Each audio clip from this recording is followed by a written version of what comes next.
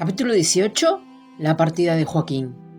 Con gran tristeza me gustaría hablarte ahora del paso de Joaquín a los reinos de luz divina. Cuando estábamos esperando con impaciencia el regreso de María Ana, de su larga estancia de 3 meses en Belén, con Isabel, Joaquín me comunicó sin entusiasmo que no pasaría mucho tiempo antes de que dejara el plano terrenal. Me dijo que había tenido sueños que le informaban de que su hora estaba cerca. A diferencia de Gismarián, que había elegido ascender su cuerpo físico, él permitiría que los elementos de su cuerpo gastado volvieran a la madre tierra. Le habían mostrado que durante su paso a la luz, su yo superior infundiría una porción adicional de conciencia a los elementos físicos de su cuerpo para bendecir la tierra. Nuestros amados maestros, el señor Maitreya y Mahavajaji, estaban cerca y comenzaron a instruirlo en el proceso de elevación consciente de su alma inmortal. Después de pasar los 3 meses, José ben Jacob y Simeón se marcharon a Belén con un carro tirado por burros para traer a María Ana y a Rebeca del regreso al Monte Carmelo. Cuando regresaron, preparamos una fiesta formal de boda para María Ana y José. Rebeca y Simeón se habían casado antes de su concepción en la luz. Después de 3 días de preparativos rituales, José y María Ana se casaron tradicionalmente bajo el dosel de Abraham y Sara a finales del otoño del año 5 a.C. Otras parejas también se casaron a la vez que María, Ana y José en la misma celebración comunitaria. No todos estaban esperando hijos. Como ya he explicado, María, Ana, Rebeca, María de Magdala y Tabita habían sido bendecidas con concepciones en la luz. Mirábamos a estas mujeres con reverencia. Las parejas que se casaron intercambiaron votos solemnes y luego cantamos, bailamos y nos regocijamos en jubilosa celebración. Alrededor de un mes después de la boda, Joaquín vino a buscarme mientras yo estaba trabajando en el jardín recolectando tubérculos de invierno. Me pidió que dejara mis herramientas y que fuera con él a la piedra de Elías, que era como llamábamos al altar sagrado que Elías había construido poco antes de su partida en el carro del sol. Dejando todo a un lado, caminamos hasta la colina más alta del monte. Joaquín no me dijo ni una palabra en todo el camino. Mi corazón sentía el frío de un inquietante presentimiento, mientras el viento helado de diciembre penetraba en mis huesos. Cuando llegamos al pico de la montaña, Joaquín me tomó en sus brazos y nos hundimos en los pastos secos de invierno. Su rostro estaba pálido y solemne. Sin embargo, había un brillo en sus ojos que eclipsó mi miedo al leer su cuerpo. En silencio me tomó las manos tiernamente y besó cada dedo y palma, presionando mis manos junto a sus labios resecos. Sus ojos oscuros brillaban con una energía radiante. Era como si la propia esfinge estuviera sentada delante de mí. Luego me sentó en su regazo, acunándome como si fuera una niña. Su pecho comenzó a moverse rítmicamente con lágrimas reprimidas. Finalmente jadeó y las lágrimas se derramaron desde su corazón como un río. Me quedé de piedra, sin querer saber lo que este extraordinario arrebato emocional podría significar. Cuando las lágrimas cesaron, comenzó a compartir lo que sabía. Sostenía mi cara en sus manos cerca de la suya, mirándome intensamente a los ojos y hablando en voz baja. Joaquín me dijo que cuando había salido con las ovejas y las cabras para hacer su turno comunitario como pastor, sintió que era llevado profundamente hacia su interior. Le mostraron la tierra y todos los seres de luz que se estaban congregando para el nacimiento del niño que llamaríamos Yeshua ben José. En ese momento el rostro de mi amado empezó a brillar como el sol. El viento comenzó a soplar a nuestro alrededor. El pelo y la barba larga, blanca y rizada de Joaquín bailaban como serpientes de fuego alrededor de su cabeza. Nuestros chales pesados de lana ondeaban mientras nos aferrábamos el uno al otro. Llegó mi turno de llorar, cuando poco a poco me di cuenta de que mi amado no estaría entonces físicamente a mi lado. Luego, con gran determinación, rendí mi voluntad con el fin de facilitar el propósito mayor, según yo lo entendía. Mi pecho seguía moviéndose involuntariamente como le había sucedido antes a Joaquín. Finalmente nos acostamos exhaustos, con los brazos y las piernas entrelazados. Nuestros corazones se buscaron y tejieron zarcillos de luz hasta que creamos un tapiz de amor eterno que nuestra separación física no podría destruir. Poco a poco abrimos nuestros ojos para contemplar la verdad en el otro. Somos eternamente uno. En ese saber hubo un inmenso consuelo. Temblorosos y débiles nos ayudamos el uno al otro a levantarnos y volvimos a casa. El sol se abrió paso a paso a través de las gruesas nubes como si la mano de Dios nos estuviera bendiciendo. Seguimos los rayos de luz hacia nuestra morada, donde buscamos refugio en nuestra familia esenia. Enviamos un mensaje a nuestros hijos que vivían en Galilea y Judea para que vinieran y se unieran a nosotros en una celebración en el Monte Carmelo. Después de la cena, invitamos a los miembros de nuestra familia cercana a que vinieran a nuestra pequeña habitación. Bajo el tenue resplandor de las velas y las lámparas de terracota, Joaquín tomó a cada hijo ya adulto en sus brazos y ungió con aceite sus cabezas. A cada uno les dio una bendición paternal. Las lágrimas caían por nuestras mejillas. No podíamos imaginar lo que haríamos sin la presencia de Joaquín. Con Mariana se demoró más que los demás, poniendo sus manos sobre su vientre hinchado. Una luz estalló alrededor de nosotros, y cada uno se sintió calmado y consolado. El día siguiente era sábado.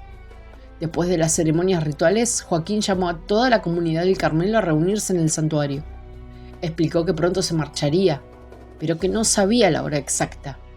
Cada alma se acercó a este patriarca del Carmelo para recibir una bendición. Aquellos miembros de nuestra familia, yernos, nueras, sobrinos, sobrinas, primos y nietos, que no habían sido llamados a venir a nuestra pequeña habitación, recibieron ahora una bendición paternal de esta amada alma. Joaquín había sido un compañero, maestro y hermano tan constante que era difícil imaginar cómo nuestra familia del Carmelo podría vivir sin él. Pasaron las semanas sin más indicio de la partida de Joaquín.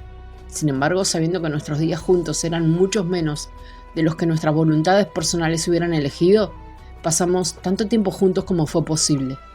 Hicimos por el otro todas las pequeñas cosas que siempre habían abierto nuestros corazones a un amor más grande por Dios y la vida. Visitamos nuestros lugares preferidos alrededor del Monte Carmelo, deteniéndonos especialmente en el Cedro Solitario, donde muchos años antes un juglar había tocado su lira y su flauta llamándome a nuestra cita con el destino. Y cada día nos encontraba juntos en intensa meditación, donde hallábamos una profunda soledad y paz interior.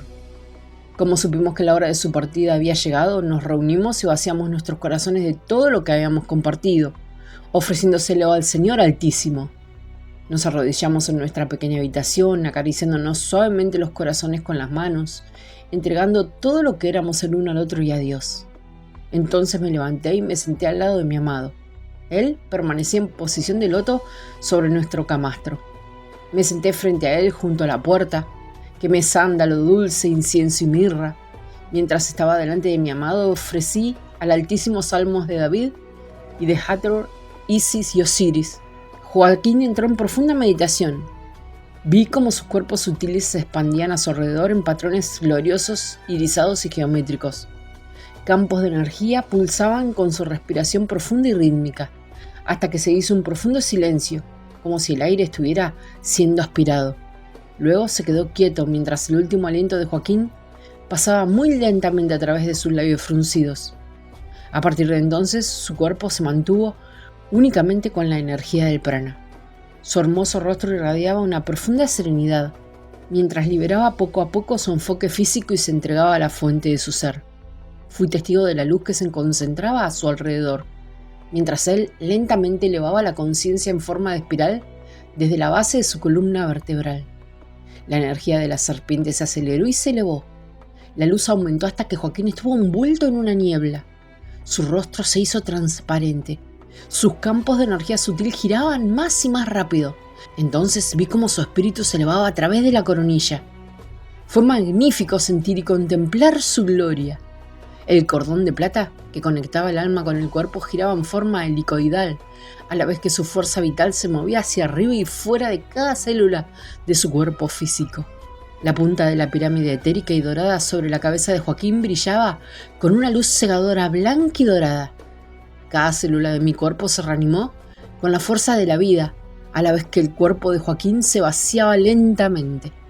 No era que la esencia de su vida estaba entrando en mí, sino que la fuerza vital universal se exaltaba en mi cuerpo, mientras yo sostenía el espacio para que la conciencia plena de Joaquín quitara su enfoque de la forma física. Entonces, el cordón de plata de Joaquín se rompió. Poco a poco la visión celestial se cerró y la luz de nuestra habitación se atenuó. El cuerpo de Joaquín seguía sentado en su posición favorita de meditación.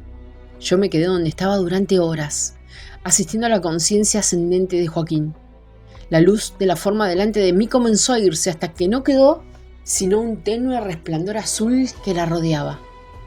Cuando supe que era el momento, me acerqué con cuidado al cuerpo, lo tomé amorosamente en mis brazos y lo coloqué sobre el camastro. Le quité la ropa y lavé y ungí el cuerpo de Joaquín con bálsamo de nardo puro y sales marinas impregnadas con aceites curativos.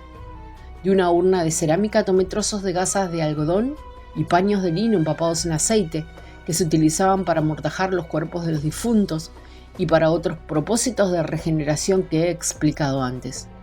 A continuación, envolví el cuerpo en un capullo de gasa. Salí de mi habitación y me apresuré a llamar a María Ana y a los otros para que vinieran.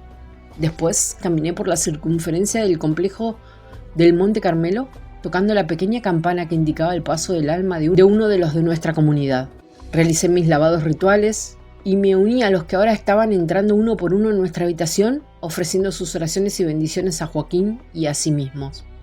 Finalmente Eli, que había sido entrenado mejor que yo en el proceso de embalsamamiento, llegó con otros 2 hermanos para llevar el cuerpo de Joaquín a la sala especial reservada en la enfermería para tales fines. Durante 3 días antes de la inhumación reconocimos el paso del alma de Joaquín a una nueva vida. Debido a que nuestra comunidad entendía y era consciente de su transición, había sido la de un adepto que sabe cómo abandonar conscientemente el cuerpo físico, había un aire de celebración en lugar de llanto y lamento. Sin embargo, también hubo lágrimas y tristezas, porque nuestro amado hermano y padre ya no iba a estar más con nosotros en el plano físico. Para mí fue un duelo agónico, mientras poco a poco dejaba ir a mi amado inmortal, que era como mi propio yo. Había un lugar dentro de mi alma que no podía ser consolado. Era como si mi corazón hubiera sido arrancado y roto con el recuerdo de la primera separación en masculino y femenino de nuestra alma única. Me consolaba con el conocimiento de que éramos uno y que el amor divino de nuestro Madre Padre, Dios, había llamado a Joaquín para un mayor propósito. Sabía que Joaquín se había fusionado con una parte mayor de nuestra alma superior para poder apoyar la venida del Maestro de Justicia desde el otro lado del velo. Joaquín y yo seguiríamos en comunión en los planos internos mientras él cumplía con su papel etéreo. A pesar de que me sentía reconfortada al saber el propósito de la partida de Joaquín, todavía sentía el tormento en mi alma por nuestra separación física, que había renovado el aguijón de la separación original, que fue el plan de Dios al principio de los tiempos. Por lo tanto, decidí sanar mi corazón abriendo mi ser a la gran obra que ya estaba aquí. El ungido, aquel que mostraría el camino de un Cristo, había venido entre nosotros. Él estaba aquí mismo en el Carmelo. Él estaba en el vientre de nuestra querida María Ana, y su precioso cuerpo crecía cada día. Su gran alma se acercaba rápidamente para su llegada a la tierra. ¿Cómo podría yo lamentarme de mi soledad, cuando todo para lo que me había preparado tantos largos años estaba ahora a punto de llegar? Con firmeza, dirigí mi atención hacia el trabajo diario. El cuerpo de Joaquín se quedó en la cueva del cementerio comunal, cerca de un bosque de cedros y cipreses, y aunque iba cada semana antes del sábado para recordar nuestro amor con ofrendas de flores y salmos, dediqué mi mayor atención a la preparación de las jóvenes doncellas para sus concepciones en la luz y la temporada de alumbramiento. Capítulo 19. El nacimiento de Yeshua ben José. Estaba cerca de María Ana tanto como ella me lo permitía. Me encantaba poner mis manos sobre los vientres hinchados de esas hermosas mujeres, cuyos bebés concebidos en la luz eran como los míos propios. Les enseñé cómo entrar en comunión con las almas que estaban creciendo en sus vientres. Cada alma atraía frecuencias de luz muy altas, directamente del trono de Dios. Ayudamos a cada alma que iba a encarnar a mantener en perfecta alineación sus patrones complejos de energía multifacética. Junto con Metatrón y los arcángeles y serafines y querubín, tejimos y codificamos las rejillas de ADN con enorme cantidad de información. Preparamos las frecuencias dentro y alrededor de las madres, los esposos y la comunidad, de modo que estas preciosas almas pudieran entrar en este plano tan armoniosamente y sin dolor como fuera posible. En enero, el esposo de Judith Justiniano, que acababa de regresar de Roma, nos trajo noticias inquietantes. Nos dijo que César Augusto había decretado realizar un censo de la población del imperio durante las 3 semanas después del equinoccio de primavera. Requería que todas las familias fueran a la ciudad de origen de sus ancestros para ser registradas por los recaudadores de impuestos y jurar lealtad a Roma. La comunidad del Carmelo se reunió para discutir sobre este reto que el César nos imponía. Muchos de nosotros estábamos furiosos por tener que dividir nuestra lealtad entre Dios y el César. En medio de esta polémica, nuestra atención se dirigió de pronto al fuerte golpeteo que José ben Jacobo hacía con su bastón sobre el suelo de piedra. En silencio nos volvimos hacia José, que acababa de abrir el pergamino que contenía las palabras de Miqueas el profeta. Entonces leyó: «Pero tú, Belén Efratá, aunque eres pequeña entre los miles de Judá, de ti saldrá aquel que ha de gobernar Israel, aquel cuya venida ha sido predicha desde el principio, desde los días de la eternidad.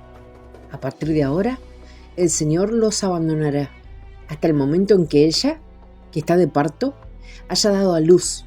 Luego, el resto de sus hermanos volverá junto a los hijos de Israel, y él se alzará y cuidará de su congregación con la fuerza del Señor, con la majestad del nombre del Señor su Dios, y el pueblo se restablecerá, pues su dominio se extenderá hasta los confines de la tierra, y él mismo será la paz». Así leyó las palabras del profeta Miqueas, hasta que todos empezamos a entender que el Creador estaba orquestando un propósito divino, usando a César como instrumento para cumplir la profecía.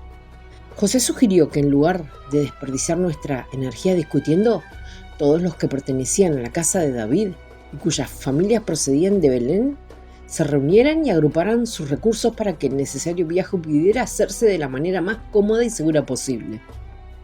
Teníamos que tener en cuenta además que había mujeres cuyos embarazos estaban llegando a su fin, como María Ana y Rebeca. Era penoso imaginar el largo camino que tenía que hacer con sus vientres tan grandes. Durante las semanas siguientes, José organizó los recursos de nuestra comunidad para conseguir vagones, suministros y hombres fuertes que asegurarían que el viaje transcurriría sin problemas. El frío del invierno había pasado y la primavera estaba en el aire. La Pascua llegaría pronto. La cosecha temprana de los cereales de invierno y la temporada de parto y esquila de las ovejas requeriría nuestra atención antes de poder iniciar el viaje. Además, teníamos que entregar una parte de nuestra cosecha a los recaudadores locales de impuestos. Para que nuestra comunidad se quedara siempre con un pequeño grupo de hombres clave, nos dividimos según las tribus de origen y nuestros destinos y espaciamos los tiempos de partida.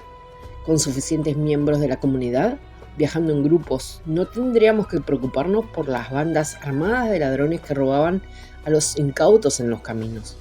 En lugar de sentir lástima por nosotros mismos, elegimos sacar el mejor provecho de estas circunstancias desfavorables. Preparamos un carro lleno de mantas y tirados por 2 bueyes robustos para María Ana y Rebeca.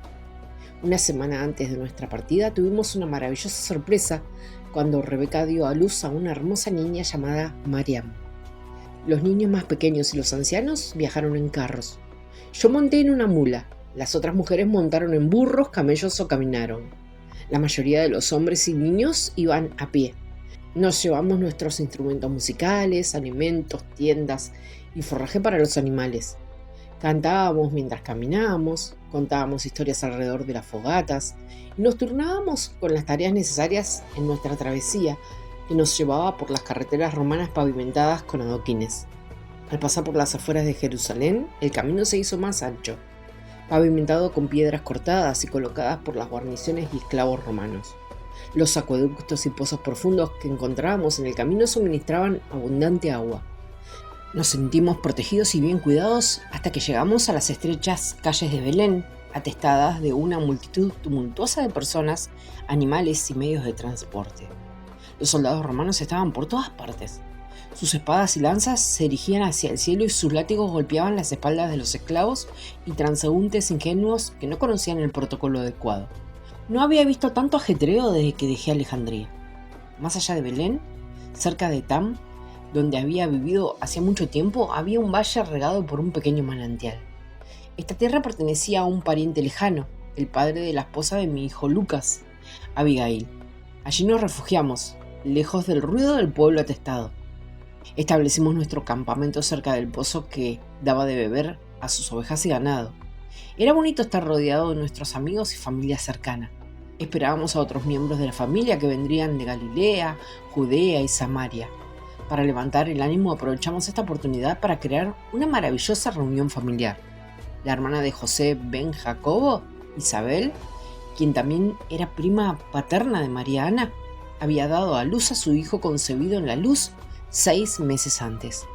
Hacía 20 años que Isabel no concebía. Su vientre había estado estéril los últimos 8 años desde el cese de su sangrado menstrual, así que teníamos muchas ganas de dar la bienvenida a este milagroso niño. Según la indicación que su esposo Zacarías había recibido del arcángel Gabriel, su hijo se llamó Juan.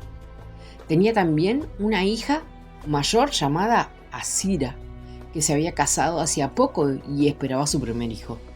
Zacarías ofreció quedarse en el templo de Jerusalén, donde realizaba sus deberes sacerdotales, para que María Ana y yo pudiéramos quedarnos con Isabel en su pequeña residencia en las afueras de Belén.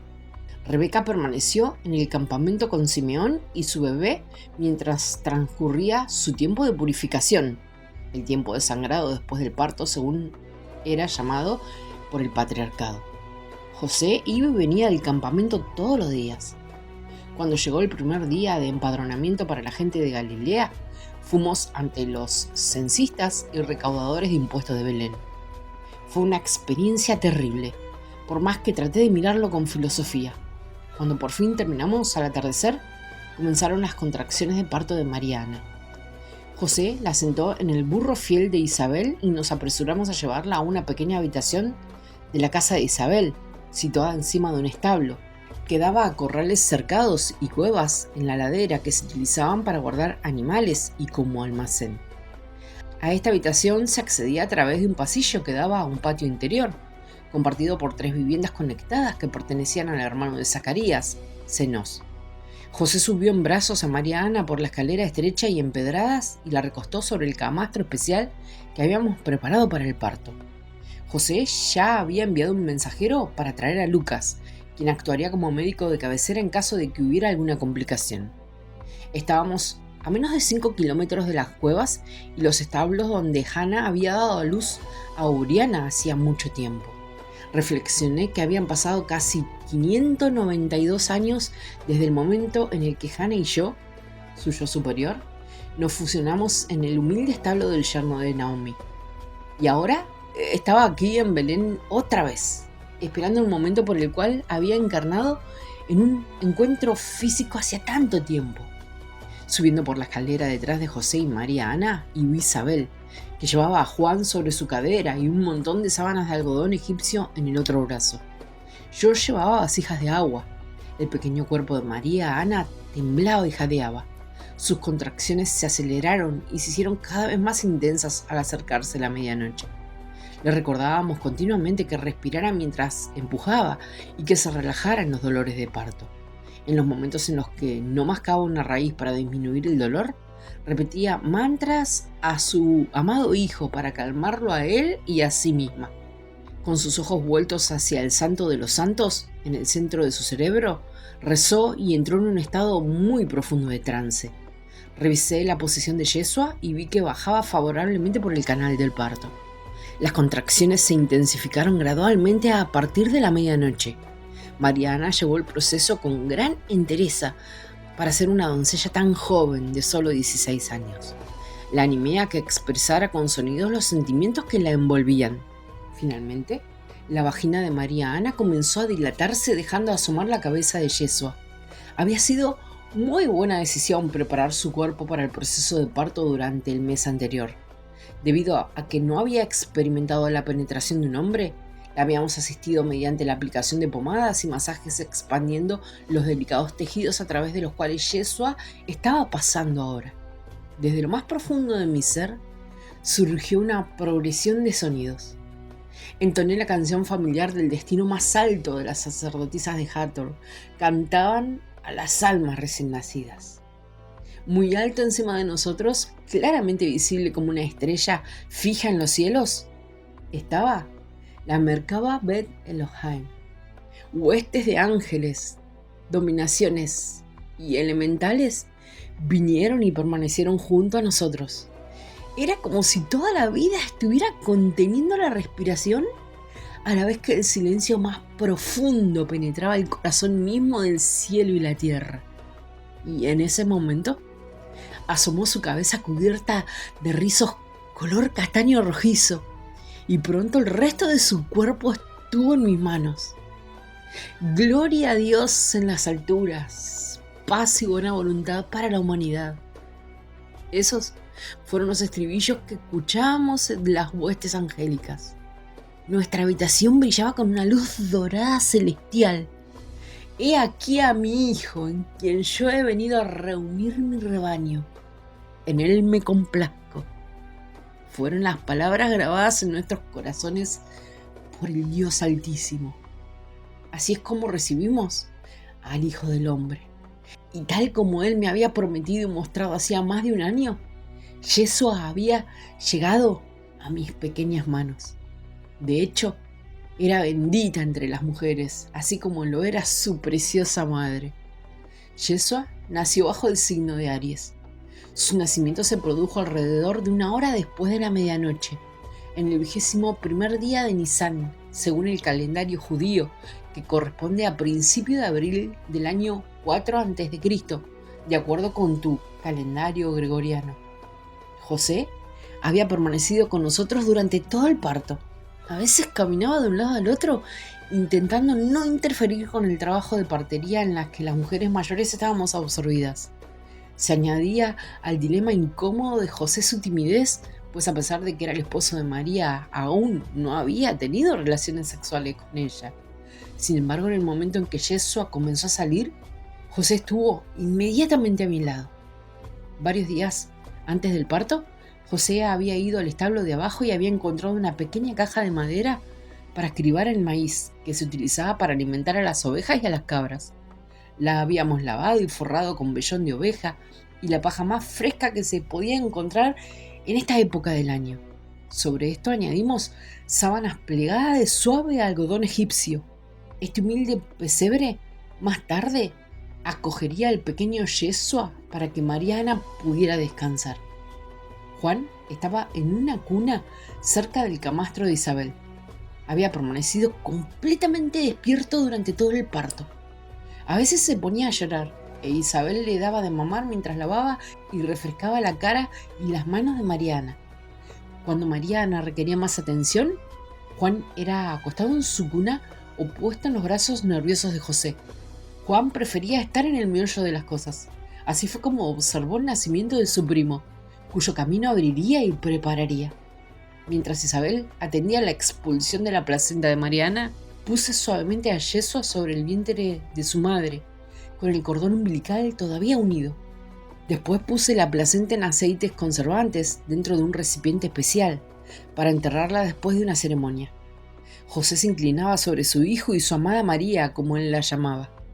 Esperamos en silencio hasta que el pulso de vida del cordón umbilical que conectaba a Mariana con su bebé finalmente se agotó, y entonces cortamos y atamos el cordón umbilical y lavamos al bebé recién nacido. Allí estaba, había nacido a salvo. Alabamos al Dios Padre Madre con todos nuestros corazones, mentes y almas. Oramos para tener la fuerza y la sabiduría necesarias para proteger y preparar a Yeshua ben José para que pudiera lograr todo lo que había venido a hacer. Nos preguntamos por qué Lucas no había llegado todavía, pero estábamos muy agradecidos de que sus habilidades médicas no hubieran sido necesarias.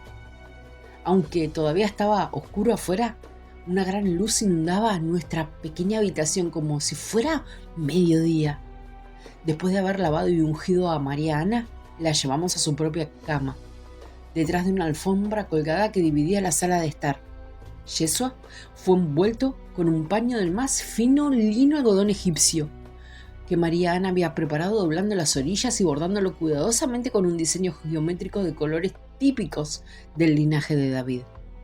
Podíamos sentir la presencia de los grandes a nuestro alrededor. Durante las siguientes horas, mientras permanecíamos sentados en silencio vigilando al niño que dormía en el regazo de Mariana, escuchamos dentro de nuestros corazones la comunión entre seres de otros reinos y dimensiones. En ese momento, alguien llamó a la puerta. Isabel corrió a abrir y se encontró con su casero y cuñado Zenos, acompañado de Lucas, cuya respiración rápida indicaba que había llegado corriendo. Lucas inmediatamente se acercó a su hermana más joven y al niño Yeso. Después de lavarse las manos, cuidadosamente procedió a examinarlos y se alegró de que ambos estuvieran sanos y robustos.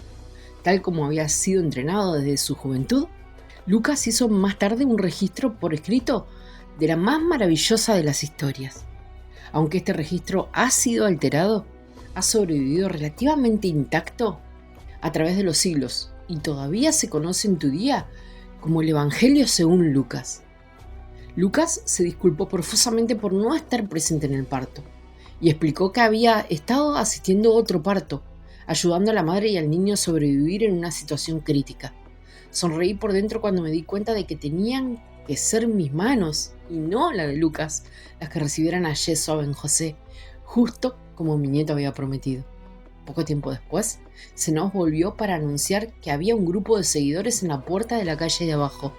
Algunos eran pastores que trabajaban para el suegro de Lucas. Le dijeron que una multitud de ángeles se les habían aparecido mientras estaban cuidando de sus ovejas en la ladera. Otros decían que se habían despertado de un sueño muy lúcido en el que se les decía que fueran a la casa de Isabel. Sabían que Mariana estaba a punto de dar a luz la última vez que la vieron. A todos les habían dicho que se levantaran y fueran a ver a un niño recién nacido llamado Emmanuel, príncipe de la paz, que era predilecto de Dios, al igual que lo era el hijo de Zacarías, Juan, que más tarde se llamaría Juan el Bautista. Cuando el sol comenzó a salir, todos estos amados peregrinos fueron invitados a entrar en turnos. Subían la escalera que había detrás de la casa principal de Zenos en parejas o tríos y se sentaban en momentos en meditación junto al bebé dormido. De vez en cuando Yeso abría sus grandes ojos almendrados de color gris azulado y miraba a los miembros de la familia y amigos que fueron los primeros en darle la bienvenida. De mis hijos estaban allí Natán, Lucas y Rebeca, que vinieron con sus parejas. Rebeca trajo a su pequeña bebé, Mariam. Mis otros hijos y los de Joaquín estaban muy lejos. José de Arimatea, junto con su esposa María de Magdala y su hermana Marta, fueron registrados en el censo de Betania. En una sincronía fascinante, María Magdalena había nacido ese mismo día en Betania, el mismo número de horas después de la puesta del sol que Yeshua antes del amanecer. Entre los trabajadores del suegro de Lucas había un niño de 12 años llamado Natanael Bartolmí en arameo. Estaba con los pastores que vieron a los ángeles. En sus brazos llevaba un cordero huérfano recién nacido que traía como ofrenda para Yeshua. Cuando vio a Yeshua, cayó de rodillas, diciendo que en una visión que había tenido hacía varios meses había visto a este mismo niño y un ángel le había dicho que era el Mesías prometido. Sus lágrimas caían en la suave lana de su ofrenda en medio de sus balidos. Cuando levantó la vista, Mariana lo invitó a acercarse. Colocando una mano suave sobre la cabeza de Natanael, ella lo miró fijamente a los ojos y le dijo: «Tú, hijo mío, has sido favorecido por Dios. El que ahora está con nosotros te ha llamado para que dejes el mundo y seas su amigo y discípulo para siempre». Entonces le pidió a José que cogiera el cordero y ella colocó al niño Yeshua en los brazos bronceados de Natanael. Me doy cuenta, mi querido amigo, de que mi historia se está volviendo cada vez más compleja. También me doy cuenta de que mucho de lo que estoy compartiendo contigo está en conflicto con las historias generalmente aceptadas hoy por los cristianos. A pesar de que me arriesgo a crear confusión y conflicto en ti, mi intención es aportar claridad y amplitud de miras. Hay muchas cosas que transmitir y te lo entrego parte por parte, tema por tema, flujo de energía por flujo de energía. Sin embargo, por favor, no aceptes mi historia a ciegas. Dale la oportunidad de que actúe en tu corazón y luego en tu mente. Te recuerdo que estas palabras están transmitidas de manera que puedan abrir y expandir tu conciencia para que puedas considerar alternativas. Te corresponde a ti discernir la verdad de lo que está contenido en este documento, en función de su poder de elevar, transformar y potenciar tu propio conocimiento. Más que ofrecer otra versión de la historia de Cristo, mi propósito más profundo es prepararte para la llegada de Cristo dentro de tu propio corazón. De esta forma estás siendo preparado para los grandes cambios que se avecinan. Por lo tanto, abre tu corazón y recuerda las energías que has presenciado a través de tus sentimientos. Te diré además que yo estoy aquí contigo. El único propósito de mi venida hace mucho tiempo es estar aquí en este momento presente. No pienses que estoy lejos en el tiempo o en el espacio, o que lo que ocurrió hace 2000 años no tiene relevancia para ti hoy. Ahora mismo estás en medio del proceso de reescritura de tu historia pasada. De hecho, algunos de vosotros habéis venido desde el futuro precisamente para ello. Yo soy Ana del Carmelo y he vuelto para dar testimonio del nacimiento de Cristo en ti. Estoy aquí para recibirte, así como recibí al ungido hace 2000 años. Te proporciono una cronología de hechos e historias de personajes conocidos que has estudiado. Sin embargo, es más importante la transmisión de frecuencias de transformación que las palabras a través de las que proceden. Si escuchas más allá de las palabras, es posible que recuerdes quién eres realmente y des un paso adelante para cumplir con tu misión, jugando tu parte en este gran drama de la ascensión planetaria que estamos co-creando juntos.